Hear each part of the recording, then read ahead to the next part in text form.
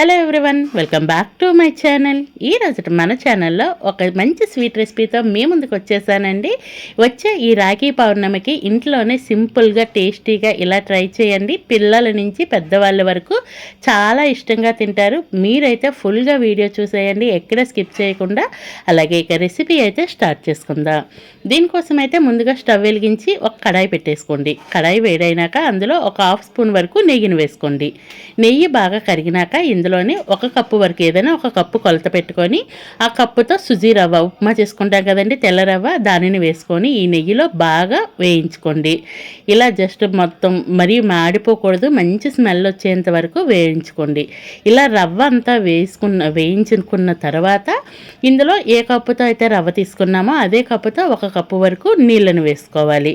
ఇక్కడ నీళ్ళనైనా వేసుకోవచ్చు, లేదంటే మరింత కమ్మగా ఉండటానికి పాలను కూడా వేసుకోవచ్చు అండి. పాలు అయితే మా అబ్బాయి ఇష్టంగా తినడు, వాడికి మిల్క్ ఎలర్జీ ఉందని చెప్పి నేనైతే ఇక్కడ నీళ్ళని వేసుకున్నాను. వేసుకొని దీనిని లో ఫ్లేమ్లో పెట్టుకొని రవ్వని మంచిగా ఉడికేంత వరకు, దగ్గర పడేంత వరకు కలుపుకుంటూ లమ్స్ ఏమీ లేకుండా ఇలా ముద్దలాగా అయితే రెడీ చేసుకోవాలి. ఇలా కాస్త దగ్గర పడిన తర్వాత ఇది జస్ట్ బైండింగ్ కోసం అయితే కనుక ఒక 2 స్పూన్ల వరకు మైదా పిండిని లేదా గోధుమ పిండిని, కార్న్ఫ్లోర్ని, ఈ మూడిట్లో బియ్య పిండిని కూడా వాడుకోవచ్చు. మీకు ఈ మూడిట్లో 4 ఏ పిండి నచ్చితే ఆ పిండి ఒక 2 స్పూన్లు వేసుకోండి. వేసుకొని స్టవ్ ఆఫ్ చేసేసి మొత్తం ఈ రవ్వలో బాగా కలిసే విధంగా ఈ పిండి మొత్తాన్ని కలిపేసుకోండి. ఈ విధంగా కలుపుకొని 10 నిమిషాల పాటు పక్కన పెట్టేయండి. నెక్స్ట్ అయితే కనుక ఒక సిరప్ అనేది, షుగర్ సిరప్ అనేది రెడీ చేసుకుందాం. దానికోసం అయితే స్టవ్ వెలిగించి ఒక చిన్న బాల్ని పెట్టుకొని అందులో ఏ కప్పుతో అయితే మనం రవ్వ తీసుకున్నామో అదే కప్పుతో ఒక కప్పు వరకు పంచదారని కానీ బెల్లాన్ని కానీ తీసుకోండి. అలాగే కప్పు పావు వరకు నీళ్ళను వేసుకోండి. నేను ఇక్కడ పంచదార తీసుకుంటున్నాను. ఇలా పంచదార మొత్తం కరిగి జస్ట్ పాకం వచ్చేంత వరకు మనం దీన్ని, మరీ తీగ పాకం అలా కాకుండా స్టిక్కీగా మనం టచ్ చేస్తే స్టిక్కీగా అయ్యేంత వరకు దీన్ని మరిగించుకోవాలి. ఇందులోనే టేస్ట్ కోసం ఒక హాఫ్ స్పూన్ వరకు యాలకుల పొడి వేసుకోండి. వేసుకొని మొత్తం అంతా బాగా కలిపేసి ఈ విధంగా మరిగించుకొని జస్ట్ ఇలా టచ్ చేస్తే స్టిక్ అయినప్పుడు స్టవ్ ఆఫ్ చేసేయండి, మూత పెట్టేసి పక్కన పెట్టేయండి. ఈలోపే మనకి ఈ రవ్వ అనేది చల్లగా అయి ఉంటుందండి. గోరువెచ్చగా ఉన్నప్పుడే దీనిని చపాతీ పిండి ఎలా అయితే కలుపుకుంటామో అదే విధంగా కలుపుకోవాలి. ఇది కలిపే ముందు ఒక చిటికెడు వంట సోడా వేసుకోవాలి. ఆ క్లిప్ మిస్ అయిందండి. వంట సోడా వేసుకొని మొత్తం అంతా బాగా కలిసే విధంగా నేను వీడియోలో చూపించిన విధంగా కలిపేసుకోండి.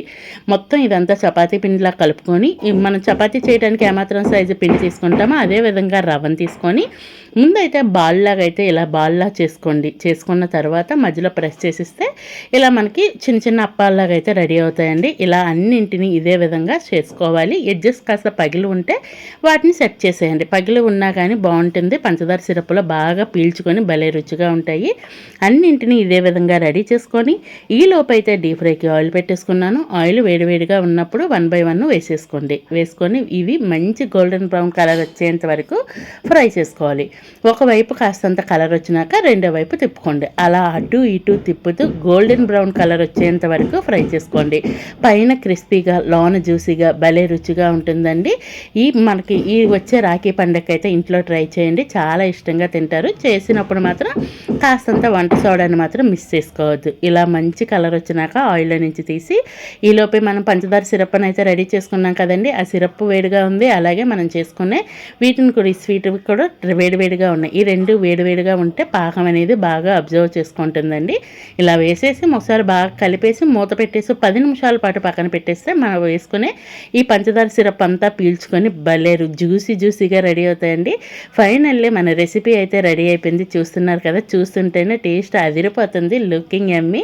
ఇక రెడీ చేసినాక, ట్రై చేసినాక రెసిపీ ఎలా వచ్చిందో కామెంట్ బాక్స్ ద్వారా తెలియచేయండి.